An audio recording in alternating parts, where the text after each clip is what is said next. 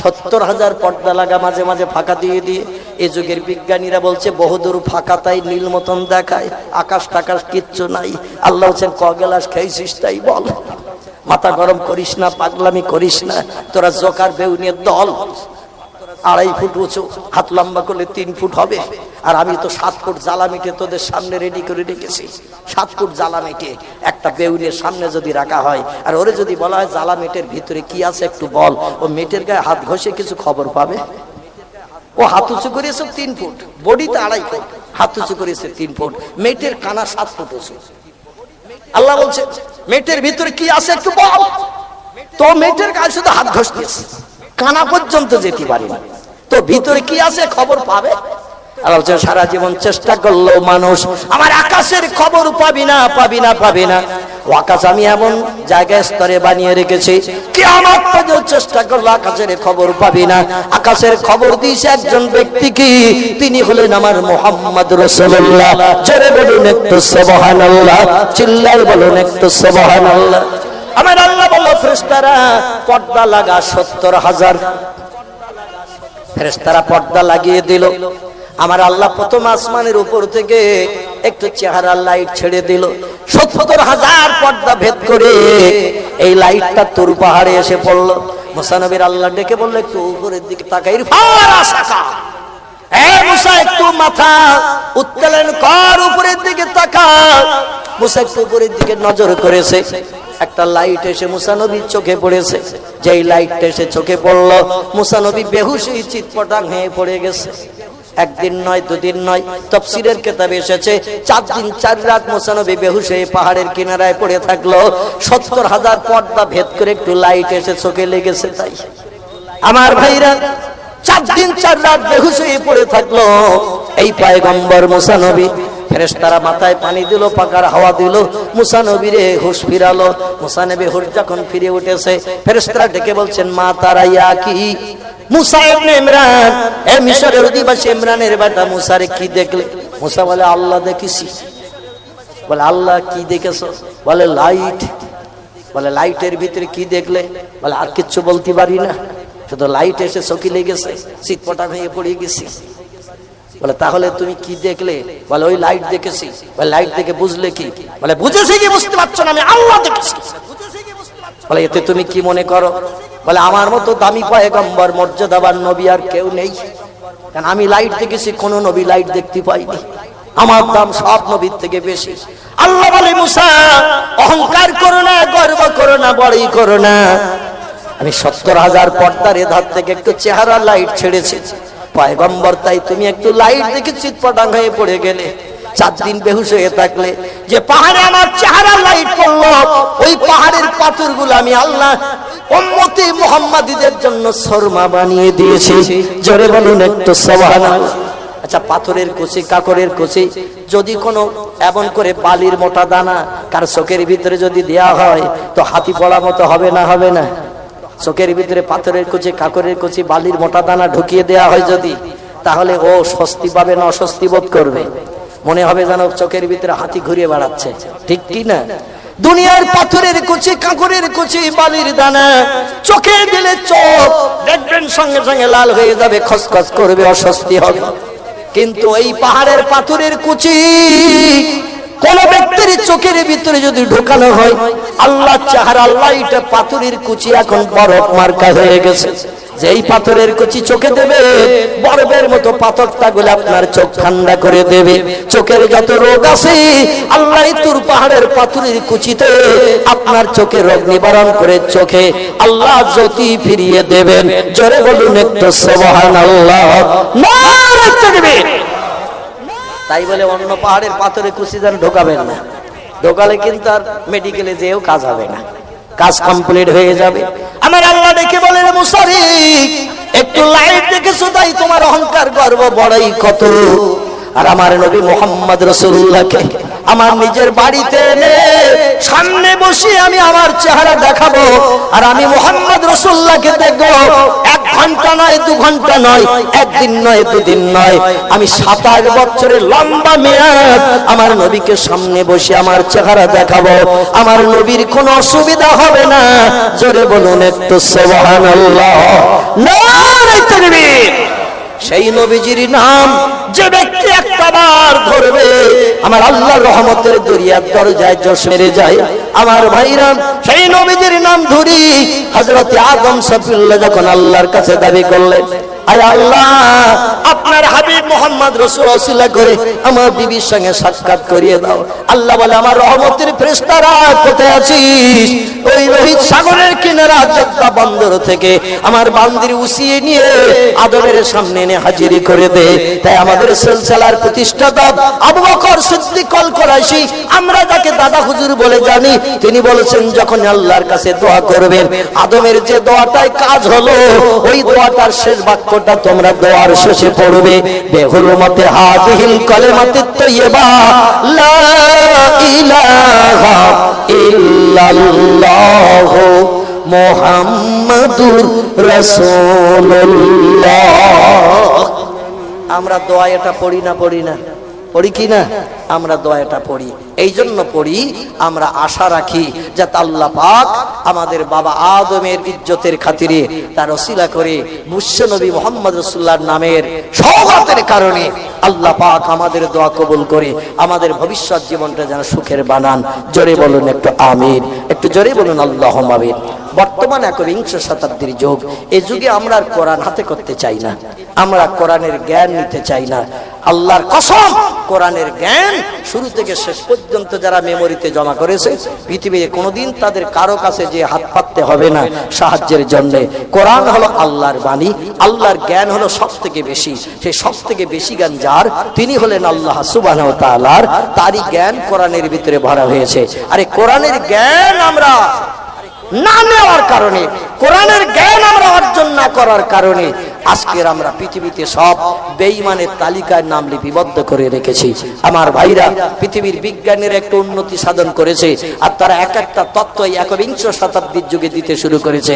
আর বিজ্ঞানীদের তত্ত্ব যেই আমরা বিশ্বাস করব, কোরআনের কথাকে অ্যাভয়েড করব, সঙ্গে সঙ্গে আমরা বেঈমান হিসাবে বিবেচিত হব। আর বেঈমানদের ঠিকানা কথা একটু জোরে বলুন তো, জোরে বলুন। বেঈমানদের ঠিকানা হলো জাহান্নাম। পৃথিবীর বিজ্ঞানীরা বলছে বহুদূর ফাঁকা, তাই নীল মতন দেখায়, আকাশ টাকাশ কিচ্ছু নাই। এখন আপনি যদি এই কথাটা বিশ্বাস করেন বিজ্ঞানীদের কথা, তাহলে আপনার ঈমান থাকবে? আর ঈমান যার নাই, এর ঠিকানা কোথায় হবে? জাহান্নাম হবে। কোরআনের পক্ষে যদি বিজ্ঞানীরা কোনো কথা বলে, আমাদের মেনে নিতে কোনো আপত্তি থাকবে না। কিন্তু কোরআনের বিরুদ্ধে যদি বিজ্ঞানীরা কোনো তত্ত্ব দেয়, আমরা সেটা বিশ্বাস করব না, লাথি মেরে উড়িয়ে দেব। জোরে বলো, আমরা সেটা বিশ্বাস করব না, লাথি মেরে উড়িয়ে দেব।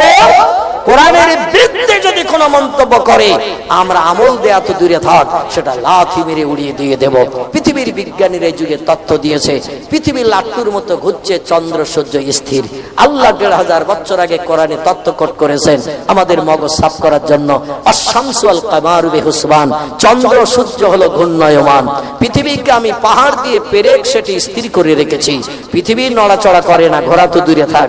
পৃথিবীকে আমি পাহাড় দিয়ে পেরেক সেটে রেখেছি, আর চন্দ্র সূর্যকে পৃথিবীর চতুর্দিকে ২৪ ঘন্টা একবার রাউন্ড দিয়ে প্রতিদিন ঘুর খাওয়াই। জোরে বলুন একটু সুবহানাল্লাহ। এই যুগের পৃথিবীর সব দেশের ভূগোল বইতে বিজ্ঞানীরা লিখে দিয়েছে আমাদের ছেলে মেয়েদের বেঈমান বানানোর জন্য। আবার ছেলে মেয়েরা বাপেরও মাঝে মাঝে থবা নিয়ে দেয় ভূগোল বইয়ের তথ্য দিয়ে। এখন তারা লিখে দিয়েছে পৃথিবীর লাট্টুর মতো ঘুরছে, চন্দ্র সূর্য স্থির। চিল্লাই বলুন একটু নাউজুবিল্লাহ। পৃথিবীর বিজ্ঞানীরা ধারাপাতে দেখবেন লিখে দিয়েছে 10 দিক। এই আছে না নাই? 10 দিক। দিক হলো 10টা: পূর্ব, পশ্চিম, উত্তর, দক্ষিণ, ঈশান, নৈরব, অগ্নি, বায়ু, ঊর্ধ্ব আর অধঃ। টোটাল দিক হলো 10টা। 4টে হলো প্রধানতম দিক, 4টে কোণ, আর উপর আর নিচে। কটা হলো? 4টি হলো প্রধান দিক। সূর্য ওঠে যেদিকে সেদিকটি কোন দিক? সকালবেলা, ভোরবেলা? পূর্ব দিক। সূর্য অস্তমিত হয় ডোবে যেদিকে, সেদিকটা কোন দিক? পশ্চিম দিক।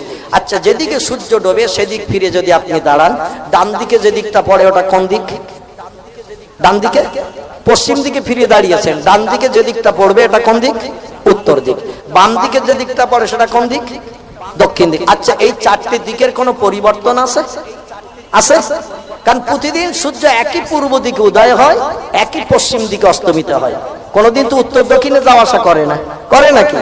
এই জন্য পশ্চিম দিকে ফিরে যদি দাঁড়ান তাহলে ডান দিকে পড়বে যেদিক সেদিকটি হলো উত্তর দিক, বাম দিকে পড়বে যেদিক সেদিকটি হলো দক্ষিণ দিক। এইভাবে চারটি প্রধানতম দিক আর চারটি কোণ, ঈশান কোণ, নৈরত কোণ, অগ্নি কোণ, বায়ু কোণ আর উপর আর নিচে, টোটাল দিক বিজ্ঞানীরা লিখেছে 10টি। কিন্তু কোরআন বিশ্বাস করলে আমরা দেখতে পাই পৃথিবীর দিক হলো 12টি। কটি কটি? আল্লাহর কোরআন যদি বিশ্বাস করি এই 10 দিক বিশ্বাস করা যাবে না। বিজ্ঞানীরা ধারাবাতে লিখেছে 9 নবগ্রহ, মহাশূন্য গ্রহ আছে 9টি। আমাদের নবী বলছেন যেদিন রাতে আমি মক্কার কাবার চাতল থেকে জান্নাতি রকেট থেকে আকাশ ভ্রমণ করেছি, জান্নাতি রকেট চেপে যেদিন আকাশ পরিক্রমা করেছি, সেদিন আমি 17টা গ্রহ পাস করার পরে প্রথম আকাশের দরজায় হাজির হয়েছি। জোরে বলুন একটু সুবহানাল্লাহ। নবী বলছেন মহাশূন্য গ্রহ আছে 17টি। বিজ্ঞানীরা ধারাবাতে লিখে দিয়েছে 9 নবগ্রহ, মহাশূন্য গ্রহ আছে 9টি।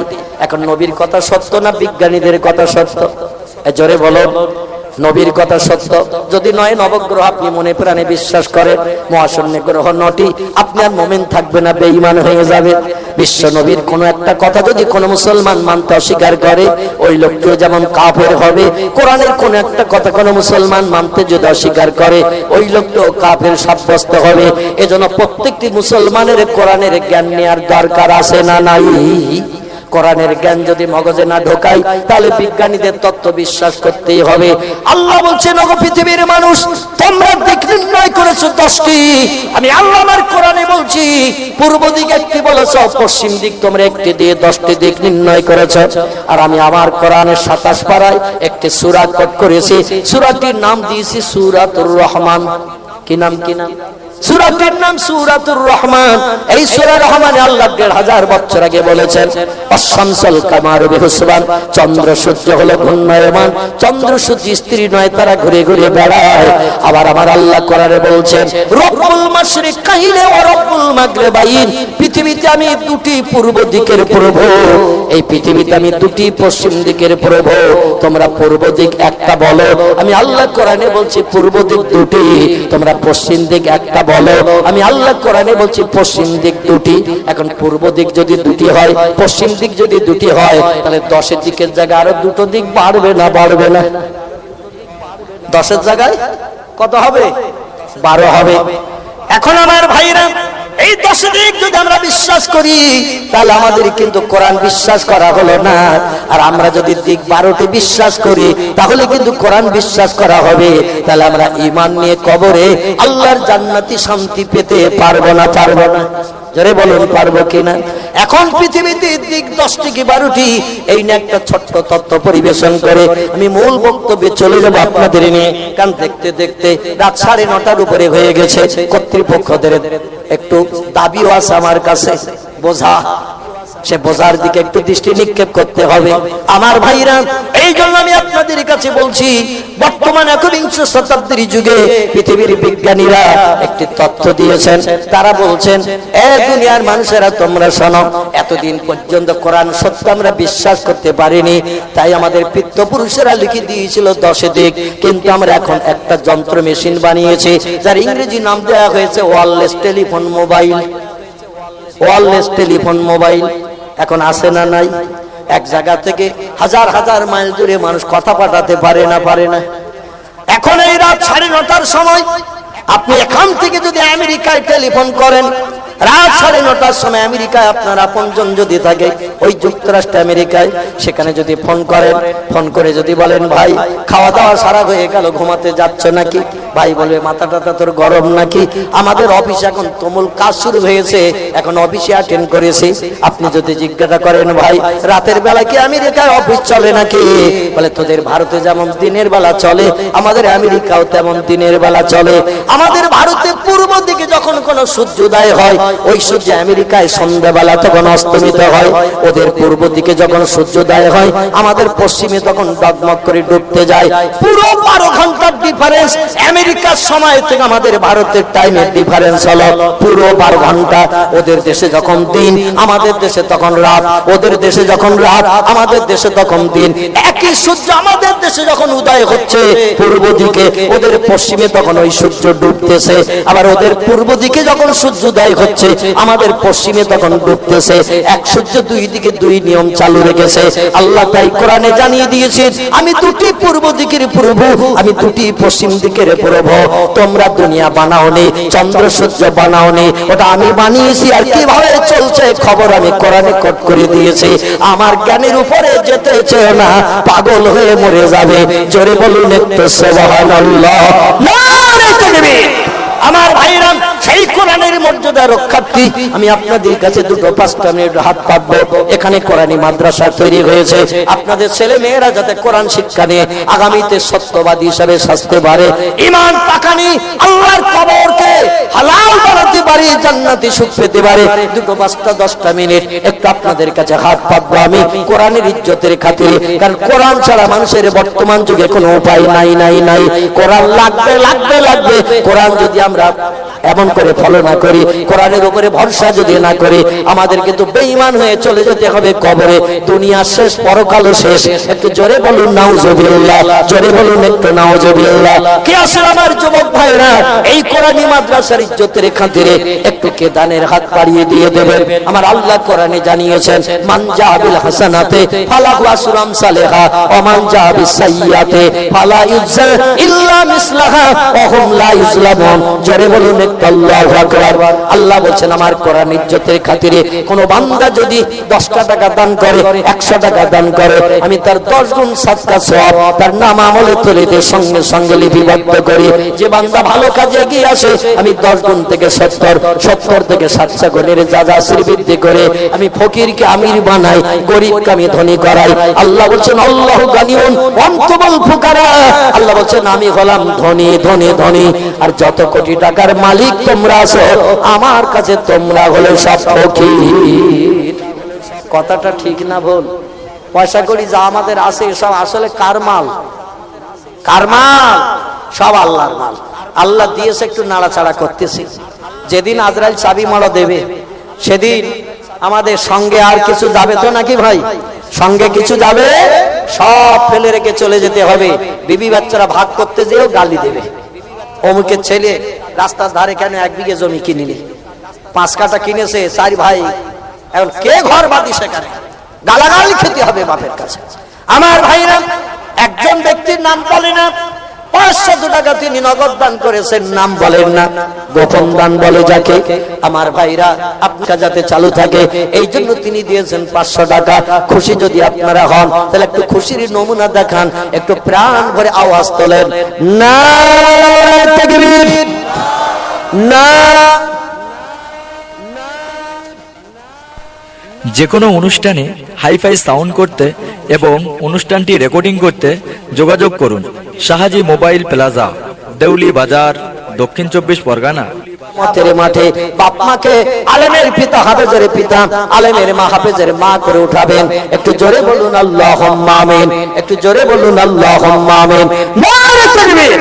আহারে, আমার একজন ভাই তিনি দিয়েছেন এমন করে 20 টাকা, আরেকজন দিয়েছেন এমন করে 150 টাকার মতো, আরেকজন দিয়েছেন 100, আরেকজন দিয়ে পাথরের মর্যাদা আছে, জমজম কুবের পানির দাম আছে, যে পানির মাধ্যম দিয়ে অদমের হাত ধুয়ে পরিষ্কার করে আসার সুযোগ দিয়েছেন।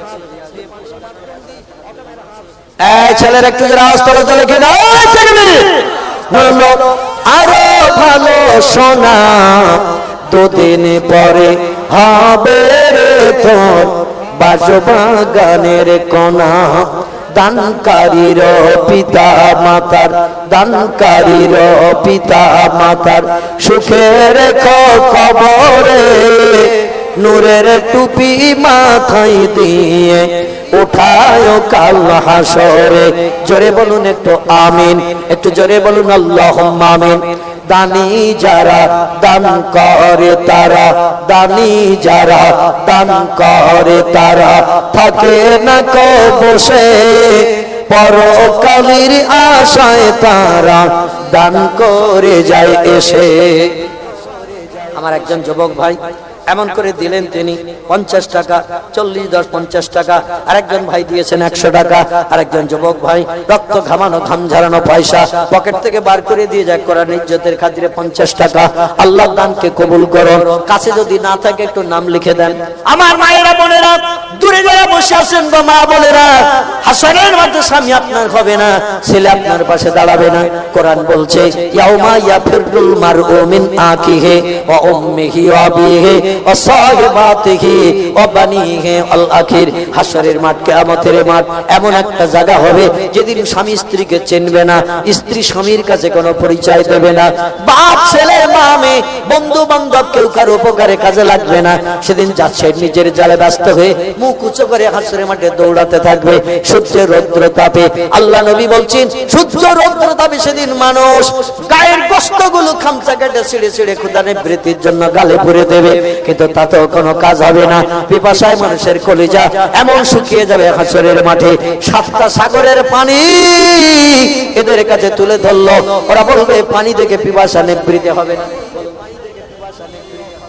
আর আমার মোজাম্মল্লিক ভাই তো দিয়েছেন, আপনি এখন টাকা দিলেন না, নাম লিখে দিয়েছেন। আল্লাহ এত বড় দয়াবান, এত বড় মেহেরবান, আপনি আজকের নাম লিখে দিয়েছেন। আজকে রাতের থেকে আপনার আপনজনের কবরে সাদকা জারিয়া চালু হয়ে যাবে। কবে টাকা দেবেন আপনি জানেন, কিন্তু আজকের রাত্রির নাম লেখার কারণে মাস্টার আবুল কাসেম সাহেব দান করে তারা, দানি যারা দান করে তারা থাকে না কো বসে, পরকালের আশায় তারা দান করে যায় এসে। ওই লোকটি সব থেকে বড় উত্তম যে লোকটি নিজে দৈনন্দিন কোরআন তেলাওয়াত করে, অপরকে কোরআন তেলাওয়াতের শিক্ষা দেয়, সেই ব্যক্তির মতো উত্তম ভালো মানুষ পৃথিবীর তার দুজন নাই।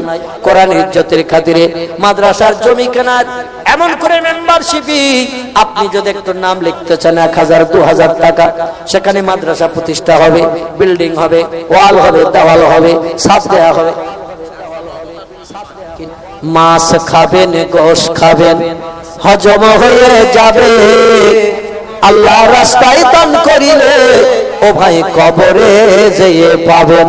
জোরে বলুন একটু আমিন। আসেন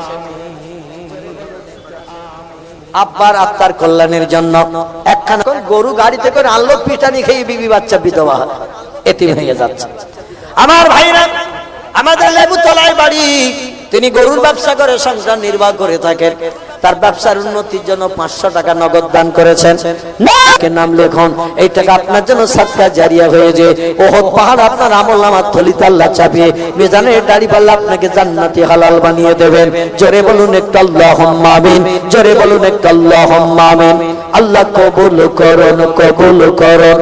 মনের কামনা নবীর মাজার না দেখে দানকারীদের যেন মৃত্যু দেবেন না। একজন ভাই নাম বলে না, 100 টাকা নগদ দান করেছেন। আল্লাহ তার দানকে আপনি কবুল করুন। সকলে বলুন একটু আমিন। 1000 করে গোটা 5 মানুষ একটু নাম লেখানো যাবে না মাদ্রাসার জমির জন্য? 1000 করে 5টা মানুষ। আমার ভাইরা, হলো নামাজ, 3 নম্বর হলো রোজা, 4 নম্বর হলো হজ, 5 নম্বর হলো যাকাত। এই 5টি জিনিসের ইসলামের ভিত্তি স্থাপিত হয়ে রয়েছে। 5-এর মর্যাদার খাতিরে 5 পাঞ্জাতন নবীকে দিয়ে বলা হয়েছে মুহাম্মদ রাসূলুল্লাহ, হযরতে আলী, হযরতে ফাতেমা, হাসান আর হোসেন, 5 পাঞ্জাতন আল্লাহ পাক এদের জান্নাত হালাল বানিয়েছেন। জোরে বলুন একটু সুবহানাল্লাহ। 5-এর মর্যাদার খাতিরে 5টা লোককে একটু বলা যাবে 1000 করে টাকা দেব, যখন কাজ হবে মাদ্রাসা।